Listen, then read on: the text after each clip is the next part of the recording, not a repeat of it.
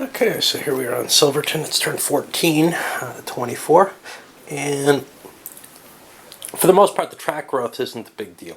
There's going to be one competition here. The route going to Cuba also goes to Porter. There's a lumber mill up there. The big interesting thing, though, is the dual sharing on some of these passenger routes. Purple and Green came to an agreement running to Colorado Springs. There's another one. Colorado Springs actually would have been available to Purple. They don't want to build it. That's what it comes down to. It's a lot of track to build. They got Green to agree to put all of their capital into it, which isn't quite half the money, and they're just going to split it, and that's good enough. It's less pieces that Purple has to put on the board to get to a single location when they can't really hit Pueblo or Denver from it easily. They're also going to move on and go for the what?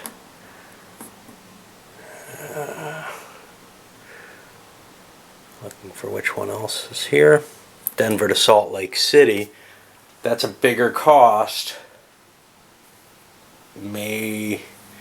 Looks like a good route for them compared to the Colorado Springs one where they have to drop down. Red may actually be losing this race in that case because their train route's too long. Now, there's a disadvantage to having a joint track, which is that you got to pay 2 extra location costs, length costs. I didn't want to calculate it all out. Red wants to hit Salt Lake City anyway. They've gone far enough in that direction that they want to make sure they get it. But it definitely is kind of a questionable thing because if Red can beat their route to one of or both of those, they can undercut them. It's a bigger question for Purple whether or not they want to even play for the other one, the Denver to Salt Lake City, and they're not sure if they want to yet. That's a lot of money. It pays itself off fairly quickly, as does this one, but the problem is if it'll make them lose a card that's almost as valuable. That's card 22, which causes a discard of 250 a turn for them. This will only produce 400 a turn for them. Yes, that's an increase, but is it worth paying 550 bucks for 150 a turn? I don't think so with the speed that Red's approaching there. If Red goes for it, then they can go for it as well, and actually they get 250 bucks off of it. So it's not $450. It's not a $450 cost for them. It might only be a $200 cost, but maybe they have to fund part of Green's cost towards it as well. So it becomes a complex situation. It's very easy to just say, I'll sit on this one as long as Red's pursuing it. The other one, Blue and Yellow agreed that Denver down to El Paso was something that neither of them is likely to make. Blue's got a long way before they can just take it. And Yellow, well, they don't quite make it. And they can't make it without, really going out of their way. So they're going to share that one. And that's a big payoff. That pays $1,000 on only a $1,380 investment, which is pretty impressive. Outside of that, yeah, we don't have a lot more. Red branching out in the north. A lot of people, Green has no money again, so they can't do anything. Now, in some sense, you could say, well, Green's handing a bonus over to Purple, but really, I think Purple's giving more of a benefit to Green than Green is giving to Purple. Purple's in the lead, though, and everybody's kind of looking at Green like, you're helping the leader. The truth of the matter is, though, Green is so far behind. They're kind of playing for maybe second or third or not last or whatever. All right. Let's go through the plays. Before I get into that, there was a thought about these joint routes because they're going to be a pain to handle. So here's the thing. It's one card shared by 2 people, and they're both going to have to pay the cost to start it up, and then they both get the cash from it. And who gets the cash when and stuff like that. Well, it's all sort of handled, I think.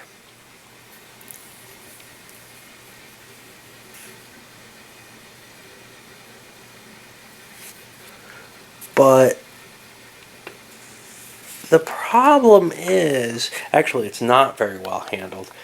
The problem is, I assume you don't get the cash from it until you get the cash from your other passenger routes. So you have to make your expenditures before you get your payoff, no matter what order you go in. But the difficulty here is, well, one person's got the card in front of them, you've got a couple of chips. It seems like a lot of pain in the butt, but one thing I've learned is in the long game, you get some really ugly behavior if you don't allow these. So for example, purple would be focusing, and they might still, on trying to keep red from getting their route, kind of the way everybody tried to focus on keeping purple from getting their route. But purple would have almost a seal on things because of the Grand Junction connection until red hooks it up. How much of a difference does it make? Yeah, I think it does make some difference. Those big routes become unobtainable in the 6-player game without spikes, and I kind of like them to be in play. I like the ability to knock out these bonus cards if two people wish to work on it. So if we were playing the normal game, purple would be sitting here without any risk of those cards, really, if they could shut red out. I don't know if they could, though. It looks like red's got their way in. So this may be a bad example, but clearly the El Paso to Denver and such not, this just wouldn't be happening. And I don't know, it's kind of a disappointment when the cards are impossible. All right, on. Well, the track was laid, the claims were staked, and got those double cubes on there to try to remind me. I didn't forget any this time. I think I handled it all right. Not hard the first time, I guess, but it's going to be tough to remember each turn to do it, especially with my breakaways. Anyway, nice big piles of coal to Denver, lumber to Pueblo, and silver everywhere. There's limits to how much coal or wood any single person can play, but that can add up to quite a big pile with this many players. When 2 or 3 people are hitting it at once, you can get quite a bit going in there. We're going to see those prices getting depressed as whatever's best is just going to get slammed. And I think we're going to start seeing the coal prices in Denver and Pueblo dumping over time because just enough people are into it. Red's got a couple coal mines. Green has one. Blue, of course, has been kind of surviving off coal. So, yeah, you got 3 people just playing that market heavily enough. And meanwhile, though, Salt Lake City, nobody's been dumping anything in there. We got a little bit going in for the first time, but the Schofield mine died. That's why Red really wants to get to Salt Lake City. They need another outlet. Okay, so here we are in turn 15. And let's take a quick look at what people have done. We have that partnership between green and purple picking up the Denver to Salt Lake City run, as I spoke about. That allows purple to be freed up and head down this way, but Santa Fe is going to be blocked off. There's only 2 ways in each direction out of Santa Fe. They're not going to be able to hook that up without connecting with someone else. On the bright side, they can make a deal with either yellow or white to get that hookup, and that will get them Salt Lake City to Albuquerque and Salt Lake City to Santa Fe. And somewhere under here, there's probably a Salt Lake City to El Paso. I don't remember for sure. Problem is the Pueblo to Santa Fe, yellow's got it hooked up except for the Santa Fe part. Remember, they've been holding off all this time? Well, now they're finally going to hook that up. And that'll get them their position there.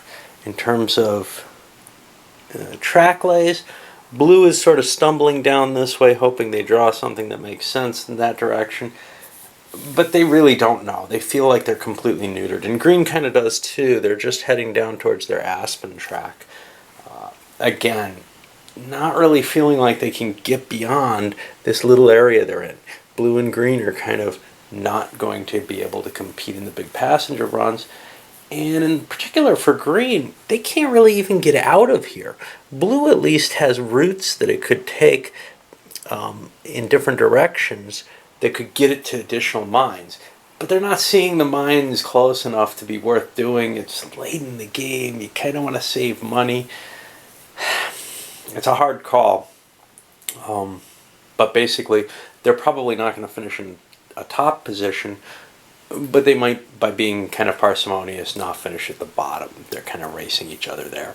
Green's advantage with purple is a big, their coalition is a big deal there. Red's pushing forward, grab that Salt Lake City, and make that run. They're going to make it there. They're also pushing over to the Craig mine, which Green could have grabbed, but they would have had to have foregone doing this turn. And purple really kind of is pressuring them. Look, that's not going to last forever. Let's get it hooked up and make some bucks off of it. Who else? Yellow and white. White's got the track going up to Cuba. Yellow's got a claim that they're putting down there, and they've got the previous claim to the copper mine. They're going to probably have to come to some sort of agreement there where, say, yellow sells white the track or the claims, because white is grabbing also the Porter mine, and white's looking at, well, I can make it up to Salt Lake City, I think. I don't know if they can or not, but they can certainly put a threat into that so that if yellow and white, if white can't make the deal with purple, then they can keep pushing forward. And there's some rich stuff in here that's being kind of left alone. I don't know so much on the board, but there are some. It's not a terribly wealthy area. The big wealth is here, here, and then around here. And some to the north and some in here. But in terms of the really hard-hitting places, it's not the most valuable track lays. All right, well, I'll play these out and see what happens. Okay, well, I passed on with what? The yellow and red players both played, and you see red's pushing forward. They're pulling a lot of money actually in, but they lost a lot of their mines, and now they only have a couple coal mines and then all these passenger birds. But on purple's turn, something interesting happened that I haven't seen done ever before. Purple bought a snowplow for green because green's got this big route. They're sharing the route. Purple spent $80, not a huge snowplow, just a +3. But I don't think I've ever seen someone buy capital goods, as it were, for someone else specifically. It makes sense here. The green route's not going to be open in the winter unless they buy up the snowplows. And right now they've got 4 of them. They need 1, 2, 3, 4, 5. So they wouldn't have gotten a possibility of keeping the route open. As it stands, it's an unlikely thing, and green's going to have to invest a good deal in another big snowplow. But at least this gives them some chance, and overall seemed like a good idea for purple to make that investment. So the runs were all made, not a lot of sales either. A pile of coal at Pueblo, some lumber showing up at Salt Lake City, and a decent amount in El Paso. That'll certainly affect the market. A little bit of copper also, but for the most part, the big money that was doled out is from those passenger runs. And we're talking a couple $1,000s. Not the kind of money that you get off of, dumping a load of, 10 silver out of Aspen at full price. That's going to be $4,000 there if green can get that out. But they're still pulling, $1,500 a turn or whatever. And that's pretty damn potent. That's where these huge passenger runs kick in. It's great when you can dump a load of metal. But if you can get those big passenger runs, you're going to do really well. And this is, red took the passengers as kind of his strategy. You can see he's bought, somewhat due to luck. Hey, you take the mines when you can get them, but he's also built those passenger runs, and he's kind of foundering right now. We'll see what happens when he gets to Salt Lake City. If there's a challenge or whatever, it could well bring other people down pretty hard. But that's why these coalitions can be devastating. So the green-purple one, if that ends up holding those big runs, that pretty much nails the coffin, and purple's going to win. On the other hand, if that doesn't hold up, I think the blue-yellow one is very appealing. That's going to produce a lot of points, a lot of money for both those players. Now, blue is not in great condition. They're kind of in the green position, not quite as bad off, just because they weren't starving before. Anyway, we got some potential new mines. Nobody's taking advantage. There's a few extra spaces here to shift some of these off to. It's hard to choose to do that unless you know what's under there, though. So, I don't know. 3 of them are at their bottom. Let's see what we got here. 3, 6. We're going to get 2 more. Another Steamboat Springs, this time with lumber. And Georgetown Gold. Now, this is one of those cool ones right up near Denver. A lot of people can reach that. And that's kind of an interesting little mine. It's not very valuable. It can deplete on the first roll. But, yeah, those precious metals can be really valuable. If you get kind of lucky with them, you could pull several, a couple $1,000s out of that mine easily. All right. Well, I'll do the prices and load this one up. Well, for the people who held on to their gold, the blue player, and possibly white could have played it. They're kind of disappointed because the price went down. And it's possible gold might never go all the way up. Copper, yeah, got depressed a little bit. Silver's working its way back up. Lumber mainly going up, but that recent sales. And Pueblo, no, nobody really sold any lumber this turn, I don't think. I don't know, maybe I put one in better. The coal, Denver didn't go up much, and Pueblo went way down. So the coal prices for the red, green, blue folk haven't improved. In fact, they've gotten worse across the board. So I think actually Denver went down one. So, that market could end up trashed at this point. And that's one of the cool things in this game is, when there's so many people delivering stuff that the market really does get so damaged that it doesn't feel like it can recover. And you need to cut deals to make it work. All right, well, we're moving into the winter. Green's got enough snowplows, but they've got to get lucky on it. If they do, it means a couple $1,000 for them in purple each. So that's kind of cool, right? I mean, not a couple thousand. What, 600, 800, 1,400, 700 each. That's nice money, though. All right, and that's bedtime for me.